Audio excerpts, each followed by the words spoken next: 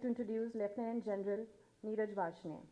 Lt General Neeraj Varshney, VSM, is the Commandant of the Military College of Electronics and Mechanical Engineering, Secunderabad, and the 75th Colonel Commandant of the EME Corps. An NDA alumnus, he has held key roles in the Indian Army, contributing significantly to the Army's technical strength.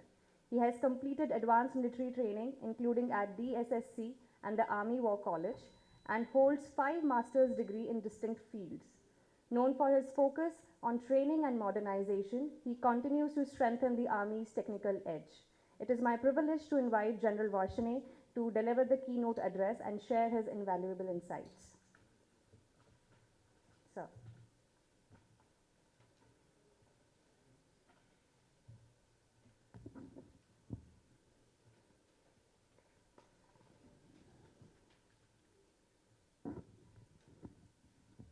Can you hear me at the back? Good morning to all of you, General Khandare, General Raina, General Lahiri, Dr. Kalpesh, Shri Alok Bansal, Shri Harsh Pant, distinguished participants, exhibitionists, small and medium enterprise owners, startup owners, ladies and gentlemen. It's indeed an honor for me to stand in front of such distinguished panelists and speakers which have gathered here to discuss a subject which is of extreme contemporary importance, especially if you see in the backdrop of what happened 2 days ago in the Kashmir Valley.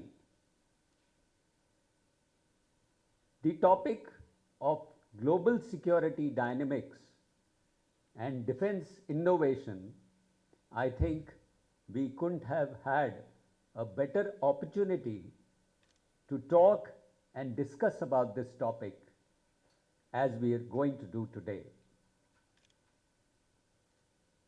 If we look at mankind, the history of mankind has evolved over 5 lakh years as the Homo sapiens came. And the history of conflict is actually the history of mankind. Ever since human beings have been there, conflicts have been there. It is just that the nature, the scope, and challenges of the conflict have evolved and changed over a period of time. But the reasons of conflict have always been the same. And what are those major reasons of conflict? The first major reason of conflict which arose was scarcity of resources. Marking your territory, because we have evolved from the animal kingdom. So just like animals still mark their territory, we still want to mark our territories.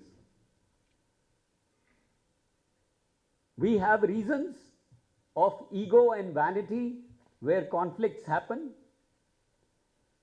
We have power struggles between nations, between economies.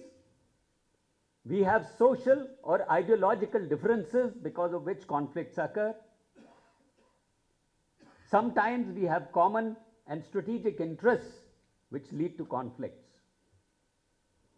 And last but not the least, as we were discussing on the coffee table, failed governance also leads to conflicts.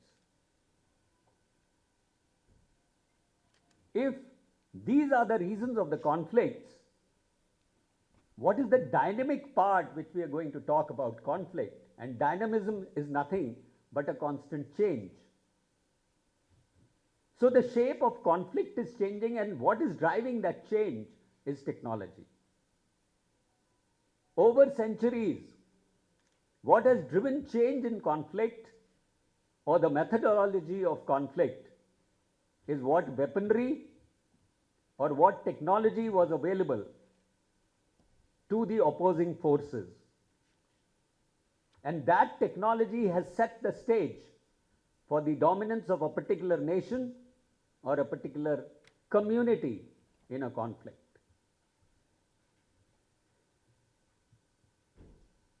Today, conflicts are not just between states. There are states and non-state actors. The conflict is kinetic or non-kinetic. The conflict is not restricted to one dimension. It is in all four dimensions: land, sea, water, space. The conflict is not just related to simple weapon systems. Technology is driving us towards artificial intelligence. Technology is driving us towards cyber warfare. Technology is driving us towards drone warfare, which is the topic of discussion of this Drone Expo. What has recently happened and is still happening between Ukraine and Russia is the best example. Every war produces a different game changer. And that game changer defines the difference between the victor and the vanquished. The modern technology innovation space in this country has been evolving at a very rapid pace. And I think there are two elements which are driving this change. One is that for the past decade or so, we've had strong, meaningful governance in this country, which is leading the business landscape, the strategic landscape, and the people of this India towards a concerted goal. If we are looking at a Viksit Bharat, then that Viksit Bharat is actually happening on ground. The Defense Ministry has taken initiatives like the IDEX. The government has taken initiatives like the Atmanirbharta, because we in the uniform, when we fight a war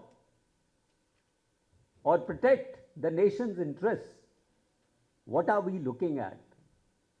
We are looking at modern technology and weapon platforms being available to us. We are looking at their reliability, and we are looking at a constant supply of whether it is ammunition, whether it is logistics, or the weapon platforms. And when we are looking at a constant supply of it, that is where all of you come into play. The defense innovation hub of this country is what is going to drive our superiority on the battlefield.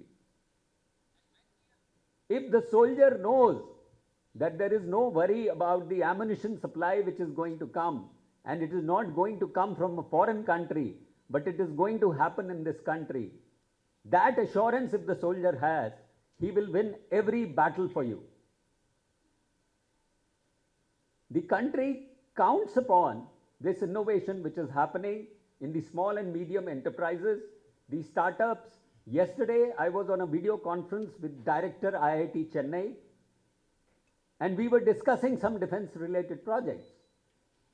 And he mentioned that in the last 4 years, the Army is doing projects worth 40 crore rupees with IIT Chennai.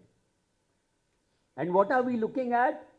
They have created a hub, a startup hub at IIT Chennai, where a lot of drone and software related companies have set up base over there, and they are looking at the problems of the Indian Armed Forces and finding solutions for those. This Drone Expo, I think, is the right step in that direction.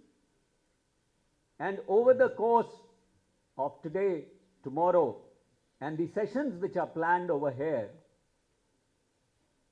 I'm pretty sanguine that they are going to lead to some very meaningful discussions, some takeaways for all of us, and going to create an atmosphere and environment for more startups to grow and find solutions to conflict related problems. And it is not only conflict, some of these technologies have dual purpose use. They have a military use as well as a civil end use. It is up to us that how we want to utilize these technologies. India has always been a peace-loving nation, so we have always found first a technology for civil use and then found its military use later. But being a peaceful nation does not mean that we can be taken for granted. We are a very strong and resolute democracy and a nation which means business. We are not going to take things lying down as they are fed to us or given to us.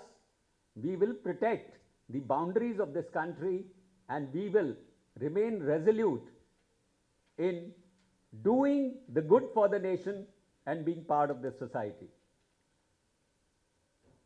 With that, I conclude my remarks and wishing this seminar and this expo all the very best so that each one of us gains something out of it.